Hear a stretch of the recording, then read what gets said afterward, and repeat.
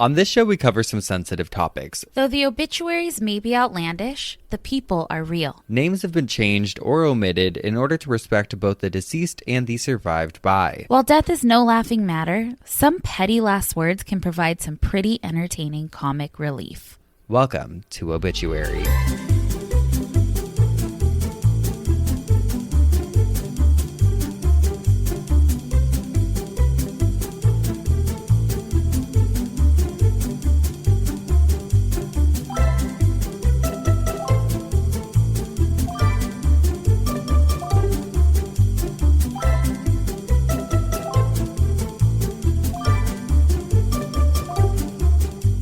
Welcome back to Obituary. I'm Spencer Henry. And I'm Madison Reyes. Oh, Madison, great to see ya. Oh, Spencer, how you doing, bud? Oh, I'm great, bud. And look at all these lovely G-offs in the audience this evening. Wow. Or how morning. You doing? Hi. Oh, good to see you. Did you get a haircut?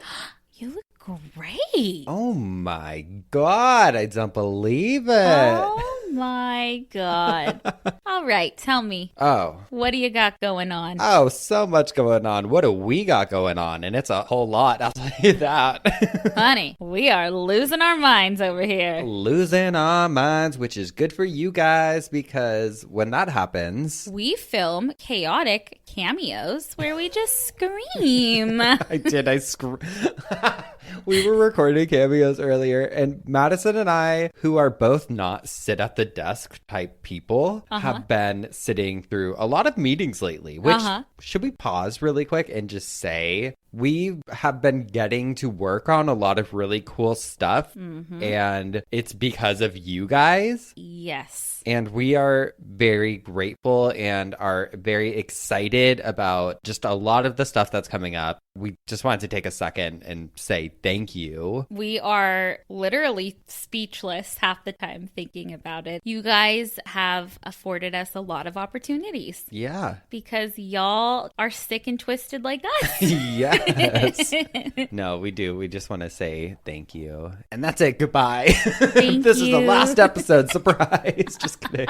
No, it has been a week though. One of those weeks where we're just like, I'm going to lose it. So going back to the cameos, we've just been stuck sitting a lot lately and being on the phone and on the emails and on the Zooms. And we were filming cameos tonight, which we love doing because it's fun. Honestly, it's a fun thing for us to do. It really is. We love doing it. We were on one of them and I just screamed at the end of it. I don't know what happened. At the end, you screamed, and then on one we were singing happy birthday and it Part of it got cut out, but we loved it better after it got cut out because it's just us like lounge singers. I don't know, you guys. I don't know what's going on ever. We have no clue, but you know what? We are here and we are ready to give you a dynamic, unconventional, telling me more, out of this world show today. Yeah. I love it. We're ready to rumble. Okay, first of all, oh my God, wait. So can I just tell you this story really quick? Because I put it in my notes. Tell me. So I was in Ventura last week, got home, was not feeling good. I was literally, when you just said that, I was like, you were in my head. I forgot. You're fucking everywhere. I know. I got back a couple days ago. I'm always here for Thursdays, but I got back and I was not feeling good. I told you like I was sneezing and I think it's because of this nasal spray I used. I don't know. Anyways, nobody cares, but I wasn't feeling good. I was feeling under the weather. I went to Walgreens to get a COVID test. So I go in. It's like late at night. I got a box of tissues because my nose hurt from blowing my nose so much. Picked up a Vanity Fair magazine because Grimes was on the cover and she's so interesting. I was like, what's she up to? I got hair ties because I have long hair now and I've learned that hair ties just disappear in the COVID test. I go to the checkout stand. Very nice young lady working at the checkout stand says, "Oh, lucky girl at home. You were sent out to run the errands, huh?" Because my gay ass had hair ties, a Vanity Fair, and a box of tissues. She was like, "Oh, yeah." And I'm like, "Oh, yeah. Oh, yeah. Yep." You have like a ponytail. No, I was wearing like a baseball hat. Oh. I was masking as straight. God. At Walgreens. Oh, but I loved it. I thought it was so funny. I was like, if Madison was here, she'd be dying. Oh. You got a little lady at home? Yeah, her name's Hot Dog. Yeah. And she watches her gay dad put his hair in a ponytail every week. Oh, yeah. Oh, God. Ooh, gotta say. So not last week, but the week before, when I was talking about the deadly garments, like with the corsets and stuff, we got a lot of messages. So I do have a correction on my corsets. All right. Some people were like kind of aggressively mad. I'm like, okay, hold on. Really? Listen. Yeah. But I mean, I get it. You know, no one wants misinformation out there, and happy to correct myself because it does turn out that it is sort of a myth that corsets were dangerous. Got it. I wanted to look into it. I wanted to educate myself. So I found an article from Collectors Weekly that cleared up some of the rumors on corsets. Alrighty, let's hear it. It says right away, the headline, "Everything you know about corsets is false." Ooh. Oh, tell us the truth. Tell us the truth. The corset has a bad reputation, and unfairly so, according to Valerie Steele, director and chief curator of the Museum of the Fashion Institute of Technology, who says this undergarment of centuries past is not nearly as evil or confining as modern folks came to believe.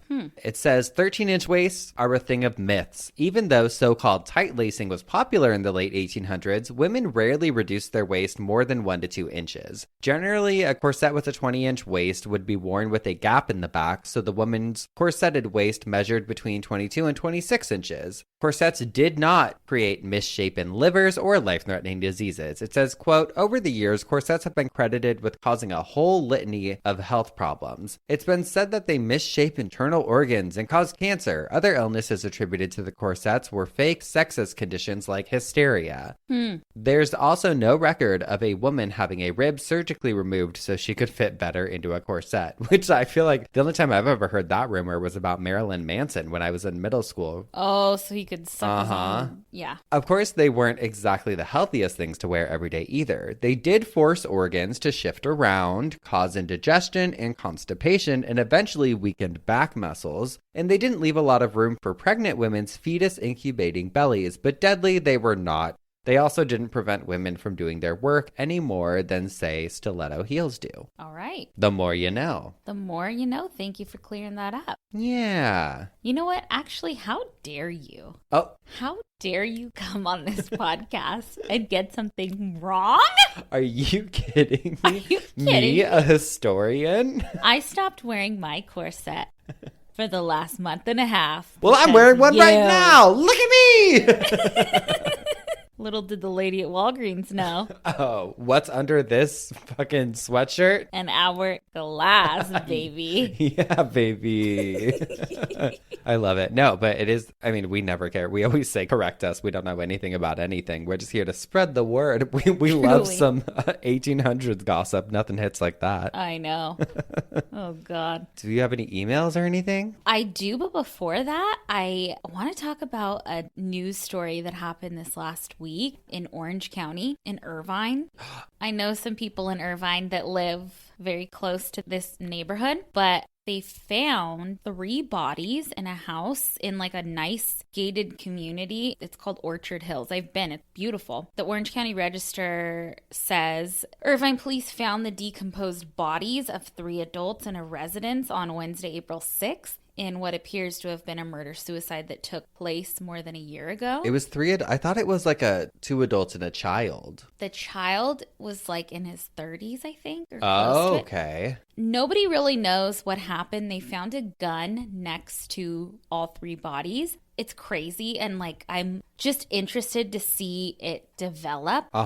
Because they've been decomposing in that house for like 18 months or something. Well, wasn't there something like the family was like, oh, family became concerned. It's like 18 months later. Nobody checked. Nobody knew. Yeah. But the thing with Irvine, and especially like in those gated communities, is the city takes care of a lot of like the lawn maintenance. Like well, the that communities, kind of stuff. you pay for them to come and do your lawn service and everything. Right. So then I went down this rabbit hole, and a friend of mine was telling me, this is all alleged, nobody knows anything, we don't know, but some neighbors that she knows were talking about how the two parents were really sick. And the son, they knew that they wouldn't be able to care for the son anymore, so it was a murder-suicide. This is all alleged. This is all hearsay. Nothing Neighborhood official. gossip. Neighborhood gossip. Horrible. Who knows? Imagine all the houses we're walking by. You don't know what's going on behind those closed doors. You never know. You never know. Scary. I mean, we've talked about it plenty of times.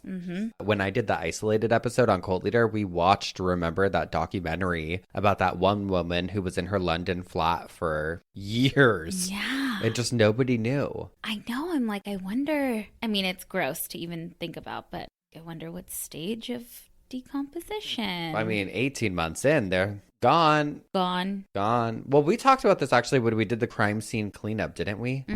But I don't know if AC was running and just different conditions. True. Who knows? It's wild. Wild. Upsetting, and it just feels like, oh my God, I've been in that community before. Yeah. I know exactly where it is. I've probably walked past that house. Oh my God. Ay. But I do have a listener email. Okay. Wait, real quick. Speaking of emails, sometimes people in their emails, I don't know if you've noticed, I think it's probably because they have their signatures auto set, but it will have like their phone numbers and stuff. And I always laugh because I'm like, what if I just called it? I'm just like, oh my gosh, imagine. We should call. Hello. We're just prank calling the G off. Well, I'm also scared because I'm like, I don't know where everyone lives. It's like the middle of the night. We're like, hello. Collect call. Let us know if you'd like that. Let us know. Some people, like my friend Allie, she has a podcast, Web Crawlers. They have a phone number that people can call in and leave messages. And so we need to do that. I know. I've been looking into it because I know a few podcasts that do that. And I'm like, we need a hotline, a G-Off hotline that people can call in and tell us their crazy stories. I think that shit is so cool. Oh, I would love it. Okay, so sorry. Funny. Go on. You got this email. Yes. And it says, hey, Spencer and Madison, your podcast is my favorite and I look forward to it every single week. On this last week's episode, you talked about backyard cemeteries. I grew up in Northern California on a ranch. Woo! My dad and grandma have almost 400 acres between the both of them that are right next to each other. My great-grandma passed away in 2003 and we had her cremated and never did anything with her. She sat in her box on the fireplace at my dad's house for years. Love it. Well, in 2019, my grandpa passed away, and apparently he told my dad he wanted to be buried on the hill back behind his house, so that's exactly what we did. Who fucking knows if anyone did this legally? But Grandpa, great-grandma, his mom, and my grandpa's old three-legged dog, Johnny, were all buried up on the hill together. It's a beautiful place that overlooks the valley and the ranch that he built. Every spring, the entire hill blooms in wildflowers, and the view from up there is breathtaking when the grass is still green. Sometimes when I walk up there, a huge deer will be bedded down next to their headstones. My grandpa was an avid hunter, and I like to think that's him sending a sign to us. Hopefully no one decides to sell the ranch one day, or we will either have to dig Grandpa up or go to jail. I feel like if it's cremated remains, you might be fine. You're fine. I don't know if he was cremated. It goes on to say, I'll have to ask my dad if we're law-breaking hillbillies who buried the family out back or if we're actually allowed to do that. I never thought anything about it until I learned that it was illegal in California, except under certain circumstances through the podcast. Either way, I know my grandpa is happy with his resting place. His ranch was his entire life, and he gets to watch us continue on with the hard work he started. Thank you for what you both do. Give the dogs lots of smooches, Brooke. Aww. But I was like, follow up from a backyard burial. I love it. Look at you were correct. Hey. Wow. I'm not issuing anything. Look at me. There's no corrections happening on this side of the room. Funny how that works. Oh my God. Rest in peace to your grandfather. Sounds like a great man. Rest in peace to your great grandmother. And rest in peace to that 3-legged dog. Rest in peace. Rest in peace. I love that. I have an Am I the Asshole? Oh, my favorite. I just have one this week, okay? Okay. You know, I said that's what I'm doing. I'm doing one, okay? It's a one and done. That's all you're getting. The fact that you even have one, I am grateful. Oh, grateful, grateful, grateful, girly. Let's fucking go. Would I be the asshole if I sprinkled my buddy's ashes at the strip club where his crush works? Okay. All right. Listening. Ears are open. You've piqued my interest. Throwaway for obvious reasons. I honestly don't know that much about Reddit, but I think they write that throwaway like it's a throwaway account, like it's not their real account. Okay. I think they make an account just for these. Got it. I'm a 43-year-old male. My buddy, let's call him Tim, male, 57, recently passed away. I was pretty torn up about it, but he had some serious health problems, so no one was surprised when he passed. We are both long-haul truckers. Woo! Beep, beep. And we worked for the same company for years. Over the years, we've given each other other suggestions for good cheap motels, restaurants, bars, you name it, while on the road. This is, yes, we're both red-blooded American guys, so we also go to strip clubs now and then. Okay. The best ones do, brother. The best ones do. Yeah, brother. There's a great strip club in Illinois that we both went to a lot. There's a dancer, female, early 20s. Let's call her Crystal. I bet that was her name. She is very attractive. Great bod and long blonde hair. My buddy was seriously in love with this girl, giving her lots of tips and buying her drinks and paying for lap dances a lot. I'm in love with the stripper. She rock and she roll. Oh, love it. He even brought her flowers and chocolate on Valentine's Day, but she politely said no thanks. Oh. Yeah, because it's her job. Yeah, sorry to break it to you, buddy. I was slightly embarrassed by him trying to hit on her, but I expect that strippers are used to it. He told me once that he wanted to marry her, but I don't think he ever told her that. Well, like I said, Tim recently passed away, and before he died, he told me he wants me to sprinkle his ashes at the club in a discreet way.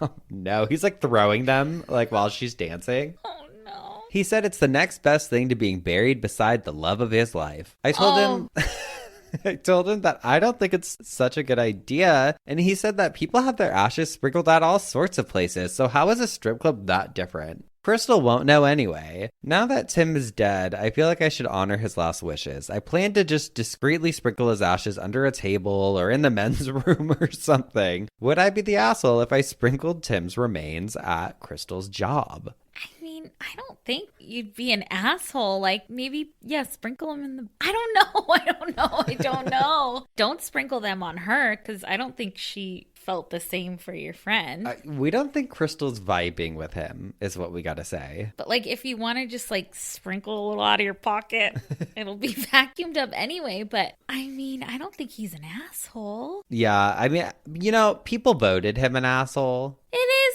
okay, why do you gotta do that for everyone else? I just Googled, let me see what people said. Someone said that's not creepy or anything, and why would you want that? Your ashes would just get walked through and tracked God knows where, or swept up when they clean and thrown in the trash. Yeah, I think people are just not down for it. Which, we agree, but you guys were red-blooded American guys. Put it on an eagle or something. Yeah. I feel like he'd be a good candidate for putting the ashes in a firework and shooting it off. That's the vibe I'm getting here. Yeah. Do something sick. Put it in a fucking cannon and shoot him out. That's fucking cool. That's red-blooded American guy behavior, baby. Mm-hmm. Oh, yeah. Oh, yeah. Oh, my God. I love it. Well, we're going to take a quick break, and then I'm up first this week, so Madison has a little side bitch for us, hopefully. We'll see when we come right back. We'll be right back. And we're back. Welcome back. We hope you're having a really good time and a nice time also. Madison, do you have a side bitch for us this week? Oh, I've got a little nasty bitch. Oh my God, I'm apologizing in advance. If you're listening and it's your first time listening, figure it out. Get on board or get off this train because we're moving at 100 miles per hour, brother. We haven't gotten any sleep. Okay. Who you got? we've got the Pillsbury Doughboy. Oh, you know I hate him. I know you guys have had your thing in the past. It's fine. It's fine. I hope that you guys could be grown-ups. And It's just ever since we got the same body type, I just have been upset. All right, it says, Dear friends, please join me in remembering a great icon of the entertainment community. The Pillsbury Doughboy died yesterday of a yeast infection. Oh, no, not a yeast infection. And trauma complications from repeated pokes in the belly. He was 71. Oh, to be expected. Doughboy was buried in a lightly greased coffin. Dozens of celebrities turned out to pay their respects, including Mrs. Butterworth, Hungry Jack, the California Raisins, Betty Crocker, whose obituary we've read on here before. Oh, yeah. Hostess Twinkies, and Captain Crunch. The grave site was piled high with flowers, spelt Flowers. Okay, clever. Doughboy rose quickly in show business, but his later life was filled with turnovers. Like a turnover. He was not considered a very smart cookie, wasting much dough on half-baked schemes. Despite being a little flaky at times, he still was a crusty old man and was considered a positive role model for millions. Oh. Doughboy is survived by his wife, Plato, 3 children, John Doe, Jane Doe, and Dosey Doe. Plus, they had one in the oven. Oh, at the time of death? Yeah. Oh, he is no. also survived by his elderly father, Pop-Tart. The funeral was held at 350 for about 20 minutes. Oh, what a goofy obituary. Come on. But honestly, it's a big deal if Captain Crunch is showing up because he doesn't just show up to any service. I know. Uh-huh. Really amazing. Really incredible and nice. Are we ruining our careers? Yeah, wait. No, come on. No, that's a good one. I love a fictional obituary. We don't do them often. Because you can just go wild. Oh, yeah. Oh, we love a doughboy. Now, what's got you spinning in your coffin? Oh, my God. Okay, gibbeting. Excuse, what? Uh-huh, gibbeting. What is that? Oh, bitch. We're no stranger to executions on this show, but I cannot believe we've talked about all of these gruesome techniques, but somehow skipped over a torture method known as gibbeting. Gibbeting to me, babe. According to Miss Wikipedia, a gibbet is any instrument of public execution, including methods we've talked about before, like the guillotine, executioner's block, hanging, etc., etc. But the name gibbeting actually refers to the structure in which quote-unquote criminals were hanged from. Last week, we talked about the oubliettes that were used in castles, and you might prefer one of those over gibbeting. So it was the it's the structure that things were hung from, but just wait for it, okay? So basically, the method was gruesome. They would lock criminals in these human-shaped cages, and then they would hang them up in public areas on these gibbets in order to teach other people a lesson. It was like a way to show what could happen if you disobeyed the laws. Oof. Again, the gibbet refers to the structure, which were usually made of wood and shaped like a big capital letter T, and then the cages would be hung from there. Okay. Yeah, I mean, it's kind of confusing, but the gibbet is the wood thing, and then gibbeting is actually putting someone in the cage and hanging them from one of these wood things. They would just be like sitting in the cage? Hold your horses. Okay. They were first used in the medieval times, but they were widely used in England after the Murder Act of 1751 was enacted, which basically this was an act. It was put into place by the Parliament, and it's lightweight terrifying because it had a provision within it that stated, for better preventing the horrid crime of murder, some further terror and peculiar mark of infamy be added to the punishment, and in no case whatsoever shall the body of any murderer be suffered to be buried. It was basically this mandate that murderers, instead of being buried, would be hanged. All of them. Oh, so they were dead already, getting put into the cage? Sometimes. Aside from murderers, anyone thought to be a traitor, highwayman, pirate, or sheep stealer would be forced into the cage to die. And sometimes they were executed beforehand, but other times they would just be left in the cage as part of the punishment to rot and die. I just love that sheep stealers. Like, it's the crime nobody wants to touch, the crime nobody wants to talk about. Okay, big problem. I love that the act of stealing sheep is equated to murder. Yep. Anyway, okay, so we got the basics down. I want to get really into it. So it was typically men that experienced gibbeting because a lot of females that were ordered for execution at the time were typically dissected, I guess. Oh. Interesting. The more you know. Very interesting. Medium.com wrote an article on gibbeting, and in it told the story of Captain William Kidd, who was a pirate hunter who unfortunately later on was caught and charged with several counts of piracy himself, as well as several murder charges. So on May 23rd of 1701, he, along with 400 of his men, were executed in front of a large crowd of cheering spectators. His body was then encased in an iron cage that held him over a river as a warning to passerbys. And this was apparently the first case of gibbeting. Another article I read on allthat'sinteresting.com said, quote, while witnessing a gibbeting was quite enjoyable to many, living near a gibbet was gross and unpleasant, as the gibbeted bodies would stink so badly that nearby residents would have to shut their windows to keep the wind from carrying the body's stench into their homes.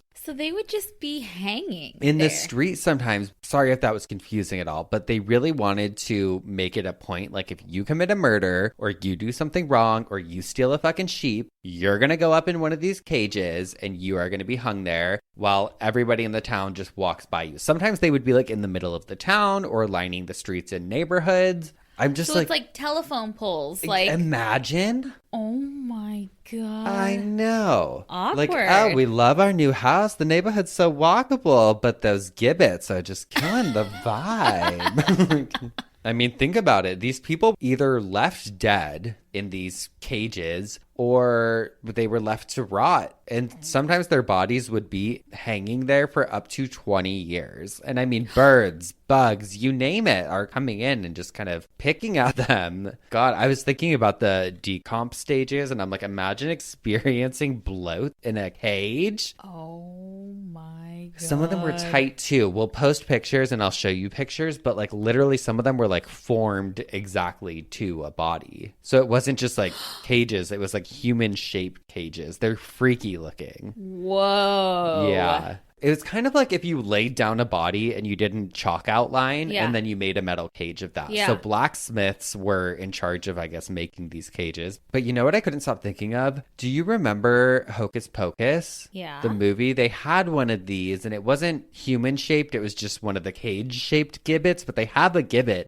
in the movie. Remember they put the boys in it? Like the bad boys. Yes. And they're like going around like remember Sarah Jessica Parker? She's like swinging along one of them. I couldn't stop thinking of it when I was talking about it. I know it was a gibbet because I Googled Hocus Pocus gibbet and it came up right away. It's G-I-B-B or V? Gibbit. B like boy. Yes. Got it. Okay. Some other interesting tidbits, or should I say gibbets. In 838, quote-unquote Iranian hero Baba Karamdan had his hands and feet cut off. Okay, but listen to this. So he was gibbeted while sewn into a cow's skin. So they sewed him into a cow's skin with the horns at ear level so that as the skin dried out, the horns would crush his head in. What?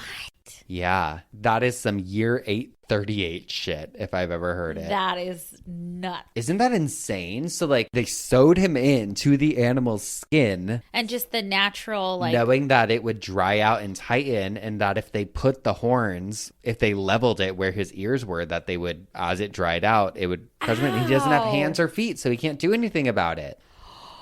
Imagine... They need a homeowners association. What? That's not happening in Tustin. No, not in Irvine. Oh my God. Gibbeting kind of went out of style after the 1800s, but it went on for quite some time. And I think one of the last cases of gibbeting that I found actually took place in 1921 in Afghanistan, but it hasn't really been practiced since. But yeah, gibbeting. Wow. Crazy, huh? Do you know how tall they were? They range in style. So some of them literally look like they were kind of bigger bird cages almost, and probably a little more comfortable. But others were really formed kind of Some looked like they would almost be tight on you. Yeah. Brutal. Brutal. Horrible. Wow. Yeah. Did anybody escape these gibbets? I read another article on amusingplanet.com that talked about the Halifax gibbet, which was used on market days to ensure that they could build a crowd. Before the execution, it says a convicted felon was detained in custody for 3 market days, and on each day he was displayed on the town square, bounded in chains along with the goods that he stole. So this was, I guess, if they were a thief. On the day of the execution, the convicted was taken to the gibbet, which was located about half a kilometer away from the boundary that defined the area of jurisdiction. And the rule was that punishment could be meted out to only those within confines of this area, the Forest of Hardwick, of which Halifax was a part. If a prisoner escaped and crossed the boundary, there was nothing the bailiff could do to bring him or her back. And on 2 occasions, men did escape, one named Dennis, who ran the 500 meters to the other side and escaped execution, and another one named Lacey also escaped, but made the mistake of returning to Halifax 7 years later and was caught and beheaded in 1623. No way. The Halifax gibbet was used for the last time when it beheaded Abraham Wilkinson and Anthony Mitchell, one for stealing 16 yards of cloth and the other for stealing and selling 2 horses. Both were executed on the same day. I mean, fuck. I think the prison system is brutal and horrible, and everything's corrupt in the world now, but I'm like, back then? God, you couldn't do anything. Oh my God, a little shoplifting, but you would have gone to jail for your life. You better hope that what you were shoplifting was not embarrassing if they were showcasing it with your body. Oh my God, imagine. That was brutal, Spencer. Well, that's what had me spinning in my coffin this week. We're going to take a quick break and then we'll hear what had you spinning in yours. We'll be right back. And we're back. So it's kind of around that time of year, especially in LA, where it's staying light out until like 8 o'clock and it's getting warm. And this is honestly my favorite time of year. I love Halloween, I love Christmas, but I love a good old spring summer. Oh, long summer nights, baby. Give it to me. Oh, I also love a good dinner party, in theory, because it never happens. But I was thinking about them because this is like the time of year where, you know, you host and all that. And I was thinking about how much goes into hosting a dinner party, who to invite. I have like 5 friends, so... not a big dinner party, and what to serve. So, of course, I had to get the lowdown on some of history's craziest dinner parties. Now, there are a lot, but I had to kind of find the obituary-worthy ones. And so we are going to look at a few macabre dinners through history. Ooh, all right. All right, so we're going to start with Roman Emperor Domitian. He dates back to 89 CE, and I had to Google what CE meant. Before iced. Yeah, no, it is an abbreviation for Common Era. So back in the Common Era, there were things called Roman banquet traditions, and they still have like banquets and banquet halls today, but the Roman banquet dinners were just fucking wild. So according to greedhead.net, a Roman banquet. Sorry, so what is it? We're moving on. A Roman banquet, quote, in sum, the Roman banquet was not merely a meal, but rather a calculated spectacle of display that was intended to demonstrate the host's wealth, status, and sophistication to his guests, preferably outdoing, at the same time, the lavish banquets of his elite friends and colleagues. For the sake of the show, I am probably going to just be referring to these interchangeably. Banquets, dinner parties, you get the picture. After reading about Roman Emperor Domitian's famous dinner party he threw, we really need a deep dive into him, but that's for another episode. So he threw a lavish dinner party. He invited all of the important people at the time. I'm talking senators, state people, all the big to-dos.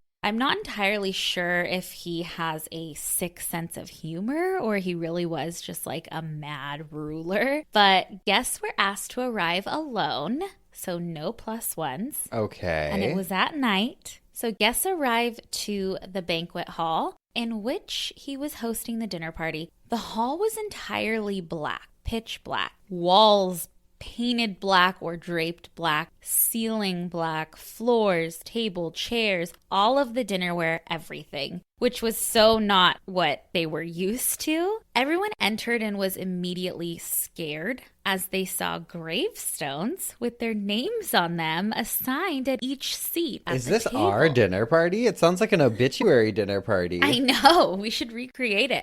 The room was only lit by little grave lamps. So it was very dark. So not what was happening at the time. Now we would walk in and be like, oh, that's cool. But back then it's like, what? The hell? What kind of fucking demonic shit is this, you know? Everyone sat down, confused and terrified. Servers came out. I've read some articles that they were naked, some articles that they were painted entirely black, and then some articles where they were dressed like little phantoms. I also read that they came out and like did a big dance and stuff. Cool. But it was weird at the time, you know? Yeah. All the guests were like, okay, I'm scared, like what's happening, but at least we'll get to have a lavish feast. There was usually like a pretty exquisite feast at these types of things, but not here. They were given the food that at the time was really only served to people at human sacrifices and for offerings to deceased people. They were all like food colored black. So literally everything had no color. What's black colored food? Just with food coloring. Okay. Just to go with the theme of darkness. Everyone thought that for sure they were all going to be sacrificed or have their throats slit. They didn't. They ended up having dinner, but they were terrified throughout. And then they were escorted home and they all just feared for their life. And the next day, the same servers showed up to their doorstep with their individual gravestones from the night before as a gift. And they unwrapped it and it was pure solid silver, which was like a really nice gift. And then also dinnerware was gifted to them, but they just had a terrifying experience. So then there's Elagabalus. He was also an extremely interesting person that we should do a deep dive on. Some of the shit I've read. Very, very interesting. He was the emperor of Rome from 2018. From Yeah, I remember him. 218 to 222 CE. He only ruled as emperor for those 4 years because he was only 14 when he started and he was assassinated at age 18. Oh my God. But in those 4 years, he had lavish banquets. Love it. Just this crazy tyrant teenager just running shit. They were big too. Like hundreds of people would attend. He would color code them too. Like during the summer, he would have a blue one day, and then the next he'd have a green one, and so on. I also read a story, and I don't know how accurate it is, but at one banquet, he released rose petals from the ceiling. There were so many that they crushed people to death. No, that didn't happen. No. He would do this like ironically. Okay. Or unironic. I don't know. Like for a laugh? Yes. We're not knocking anybody's food choices, but he would serve brains from an ostrich and tongues from a peacock and flamingo and heels of a camel. He would also put things in the food that were not edible, like rice. He would put little pearls in rice. Oh, I was like, rice is edible, girly. I've had it before. I order P.F. Chang's once a week, baby. He would put like gold flakes and peas and stuff like that. But sometimes wouldn't even serve any real food at these things just for himself. He'd like be sitting and eating and everyone else would go to dig in and it'd be like wax food. Oh, no wonder he got executed. I know. Sometimes he wouldn't serve anything except for paintings of food. Imagine. He's petty. Petty. The pettiest is that everyone would be sitting, I'm assuming, hungry, sitting there trying to enjoy their time. Dying in their corsets. Yes. And then he would just release lions and wolves. No. Yep. They were supposedly tame, but just for his entertainment to see everybody like freaked out. He would just love it. Absolutely love it. Did they ever kill anyone? I don't think so. Also, you have to remember these, especially with these two, they were so long ago, who knows what's true. Yeah. But I'd like to think some of it's true.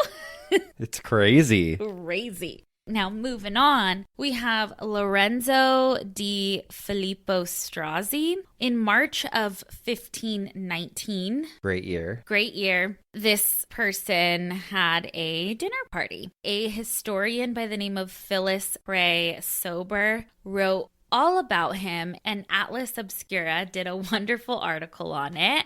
It has a similar vibe to the first Roman emperor we talked about. The article said, quote, "A single candle illuminated the entrance of Strozzi's home. Confused, the guests moved up the stairs through a black door and found themselves in another dim room. The few flickering candles revealed skulls, skeletons, and a black table. Strozzi had set the table for a feast, but instead of roasts and pastry, the table held a giant skull surrounded by bones. The frightened guests looked to their host for an explanation. He said, 'Gentlemen, eat.' But according to one account, no one wanted to eat because it was such a terrifying scene. Just when his guests couldn't take any more, at least 2 cardinals vomited that day, Strozzi orchestrated the grand finale, cracking open the skull and bones to reveal they were fake and filled with roast pheasant and sausages."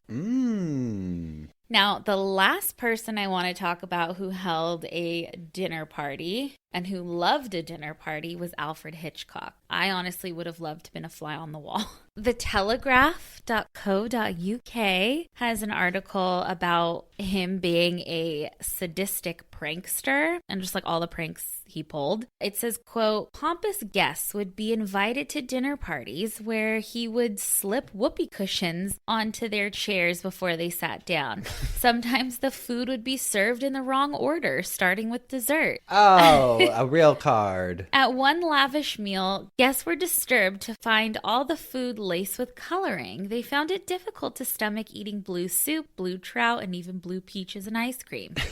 Part of it for Hitchcock was his interest in seeing how they would react. If he really disliked straight-laced, non-drinking guests, he would ply them with strong alcohol and watch them struggle to control themselves. But then there's an article that was in the New York Times way back when. It says, "About New York, haunted house party plans a macabre menu." And it's about a dinner party that he had. It says, "Invitations to the Alfred Hitchcock haunted house party at 7 East 80th Street this Wednesday night have been printed on menus done on stationery gotten up as dark as a tombstone. The menu is headed Carte de Mort. Aperitifs include morbid morgue morsels, suicide Suzettes. On the entree list, home fried homicide, ragout of reptile, charcoal broiled witch legs, corpse croquettes, barbecued banshee, opium omelet, stuffed stiffs with hard sauce,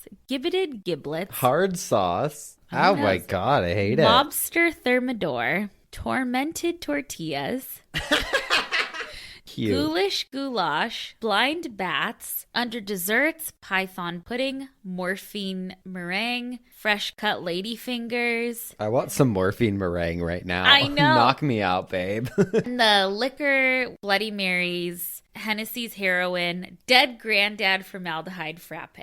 I love it. I love a good theme. Oh, yeah. Oh, yeah. Oh, yeah. So that's my little coffin spinner. Maybe it'll inspire you guys to throw a little dark dinner. Those were called hell banquets. The historian refers to them as like dark banquets or hell banquets. Hell banquets. Yeah. Can we do one for your birthday? I'd love to. Okay. That'd be fun. We'll do it in the backyard. Has to be scary, though. It can't be like... Oh, I'll do it cool. Do it. I love that so much. And it was strangely a mix of, wow, I really want that, and wow, people are really fucked up. Uh-huh. We're going to take one more quick break, and then we'll be right back. And we're back. Okay, I am up first for obituaries, but I want to tell you about this recipe really quick while we were on the topic of food. Okay. That I actually want to share with the Geoffs because I sent it to my little brother, Ian. I sent it to Olivia, my sister. I have been sending it to everyone. It is from The Minimalist Baker. I pulled it up because I wanted to share it because I've had it twice now. Delicious. Okay. It is the roasted cauliflower tacos with chipotle romesco. Have I told you about this? You told me that you ate really good tacos the other night. Okay, so I have been making these, and holy shit, this could be a fucking ad because I could go on for hours, but it's just really good cauliflower tacos, really good recipe for it, and the chipotle adobe sauce you make for this is so good. You could use it later on for like eggs or like whatever, but they're so fucking good. I keep telling everyone about them. So Minimalist Baker, I'll put the link in the show notes for you guys. Look for the taco link. But I figured, hey, we can share a recipe every now and again, right? Who cares? I really just wanted to talk about these damn tacos. Okay, so my obituary this week, I am going to be changing names because it is a little, you'll see. Veronica, born December 27th, 1985, in Georgia, was the youngest of 5 children born to her parents. We're keeping the details slim here, just out of respect. Her family moved back to Columbus in 1996. She attended Southside Elementary, Central Middle School, East High School, and McDowell Center. She gave birth to her only child, a dark-haired, energetic beauty named Amelia, in 2006 in Columbus. For all of her adult life, Veronica and her daughter Amelia were 2 comrades of joy and happiness, seeking to live freely and simply together, all the while working hard, wanting to create their own fun and carefree existence. Their relationship was so close that when Amelia was 5 years old, she gave her mom a ring on Mother's Day, stating that from that point on, they were engaged to be married, and no one else would be able to marry her mom. That's sweet, but it's scaring me. But Veronica was a very tormented soul. She was cheated out of so many of life's treasures by deceit and destruction of dishonorable men. We all want beauty, but her beauty brought her only torture and distress at the hands of others. So much so that in the end of her life on earth, because of choices, she was left empty, confused, and utterly demolished with an exclamation point. With all of her strength gone, she struggled to keep her most valuable jewel, her daughter, Amelia, safe. She had a smile that could spring forth across her face like the blossoming of a flower in spring. Undeniable beauty. This 34-year-old Southern beauty with her long raven-colored hair, her warm embracing smile, and her fun adventurous personality had only recently gotten married. And now she's dead. Her life ended. Who wrote this? I know. Veronica's life was instantaneously gone after being struck from behind by the bumper of a semi-truck and trailer in Columbus, Indiana. Oh my God. I know. I was like, this is a very blunt. It's important for all who love her to know that she was not run over by the semi-truck, but she died immediately from the impact force that propelled her lifeless body out of the way, landing her in a ditch on the side of the road to be discovered by the investigating police of this accident. Since she was hit from behind, they're sparing no details. She didn't see it coming. Well, duh. She was alive, and the very next second she was dead. No warning, no awareness of the impending death strike. So it is that on Monday morning, April 20th, in this year of 2020, that Veronica is gone from the earth, dead, done, gone. She is survived by her 13-year-old daughter, whom she always said was the only good thing that had come out of her efforts in this life. Veronica's also survived by her parents of Columbus. And then it lists all the relatives and too many extended family members to name here, but it names quite a lot of people. Cremation did take place and no services are planned at this time.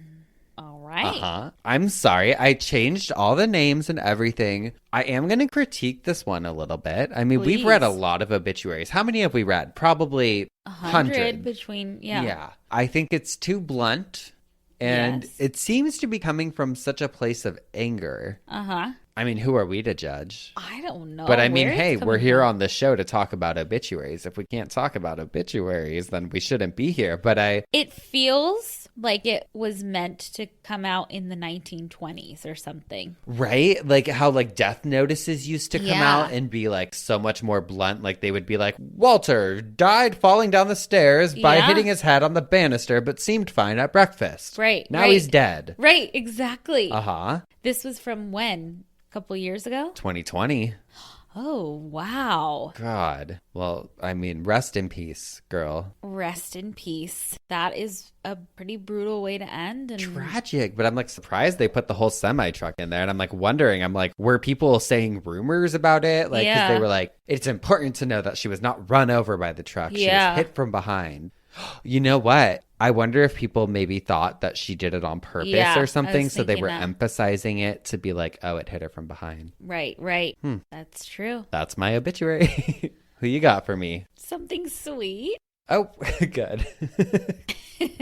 Yeah, we're changing courses here. I have a man named Gary Dean Nail of Oklahoma City, Oklahoma. He passed away from this life on November 16th of 2021 at the age of 60. 60, young. Young.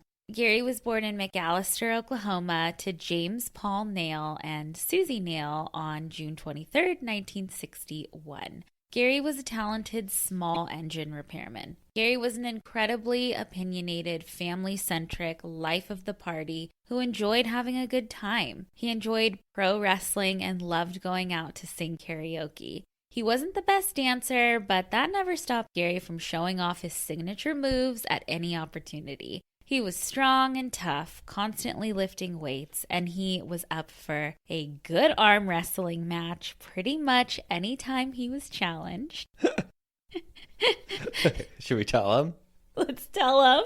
Okay, I'm laughing because is that the end pretty much? No, not yet. Not yet. But Madison and I, like last week or something, or a couple of weeks ago, we were laying on my living room floor fucking arm wrestling. Arm wrestling, and I am a fierce competitor. You are. Okay. As am I. Yeah, I think it was like a tie. All right. We really tried to beat each other. Oh, we're not friends who give in for a laugh. We sat there. We were ready to break bones. Competitive. Oh my God. Okay, sorry. Go on. Okay. This proud hoarder loved collecting a wide range of things over the years. He also enjoyed watching Bruce Lee movies and pro wrestling, as well as going fishing for catfish whenever he had the chance. A proud Choctaw, he was incredibly proud of his Native American roots. He could be stubborn, and according to his loving family, Gary was an asshole, but he was their asshole. He was protective with a generous heart. He was known to help anyone who needed it whenever they needed it, unless it came to chores, in which case Gary was a honey don't. More than anything in life, Gary loved and adored his family. His grandkids were his entire world, and he wanted to spend all his free time with them. Gary leaves behind a loving family and troops of friends. He will be deeply missed by all those who knew and loved him. I love that. I know. Oh my God, the arm wrestle really got a chuckle out of me, though. I think that is like a good, just like if you want to be a little funny. Little scathing, but not really. Like it's all in good fun. Well, you'll know all of our thoughts on obituaries soon. A good length. Mm-hmm. Keep it short and sweet. Short and sweet and a little funny. Mm-hmm. Can we also just talk about, while we're talking about dumb shit we do, how we tied water bottles or whatever to the fan in my dining room and we're blindfolded ourselves? We need to get Sprites tonight so we can do the Sprite challenge. We have to drink a Sprite without burping. You texted me that. Yep, we're gonna do it. My mother would be horrified. You know, I went to cotillion growing up. Okay, this is a charm schoolboy here, and this is just, my grandmother would be rolling. I'm like the wild friend, like, hey. We put our elbows on the table when we were eating. When we were younger, God. My grandma would stab us with a fork in the elbow. She would poke us like, are you kidding me? And so I've never been able to eat with my hands on the table. And growing up dating, because I don't think everyone's told that was like a thing that I would immediately notice. He's a bad boy. He puts his elbows on the table. God, a nightmare. Oh my God. Well, let's take our last quick break and we will be right back.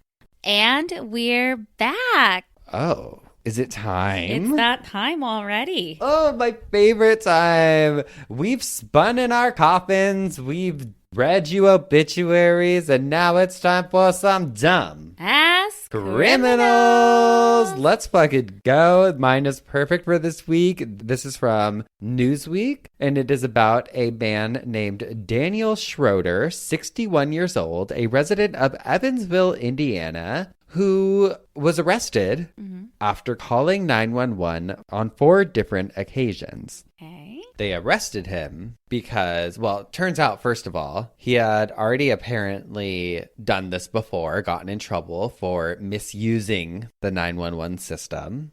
He was arrested because he kept calling, and then when the dispatcher would answer, he would just tell them how tired he was. That's insane. So he would just call 911 and be like, I'm tired. Oh. And I was like, wow, I really relate to him. So he ended up getting, charged again with misusing 911. And he was arrested on September 11, 2021. The judge offered to suspend the sentence on the condition that the defendant does not call 911 unless it's an emergency. It's like a 4-year-old who calls. Mom, I'm tired. Honestly, I feel that level of exhaustion, Daniel Schroeder. Just call us next time. Yeah. Come on. I love it. I didn't know that you could do that with 911. Everyone, did you know you can call 911 and then next week I'm like, hey guys, just so you know, I read an article, you can't call 911 to tell them you're tired. Oh, Hot Dog's tired. I have an oldie but a goodie. Dumb.ass criminal. One of my faves. In December of 2008, Aiden Ramirez was out doing his job. He was patrolling Highway 360 on a Sunday night in his police truck. When I was reading this, I was like, a police truck? I've actually never seen one of those. But sometimes undercover cops use these, and, well, apparently a driver he was trying to pull over had never seen one of these before either. So the driver quickly called 911 and told the dispatcher, claiming that a truck with blue and red lights were following them, and that the driver apparently did not feel like this was a real police officer pulling them over. The 911 dispatcher was skeptical also, and so the dispatcher stayed on the line until another officer could go to the scene and see what was going on. When the other officer pulled up, they too did not recognize the vehicle that Aiden was driving. Aiden, who was patrolling the highway. Right. They pulled Aiden over and found that, in fact, he was not a real police officer, but a 22-year-old posing as one. Police were seriously impressed, though, by the elaborate lighting system he had on his truck, but they were not impressed with his police identification. And no, it wasn't a Legoland one. Today, we have a Chipotle gift card that had the word police under the word Chipotle. They did not confirm if the little foil burrito picture was on it too, but I seriously would have just fucking loved it. Well, you probably feel like a fool. He actually works for the Chipotle Police Department. Bet you feel like a real dumbass, Madison. Huh? Yeah. Okay. Wow. Oh my God. Well, we were going to read you some fan mail from... Yeah, what happened, some mail Madison? From the Geoffs. I forgot it at home. Oh, if only I had texted you to remember. Oh, and you did. I did. No, I actually picked up the stuff from the P.O. box, came by your house to do something the other day, dropped it off, and I was like, oh, bring it when you come to record.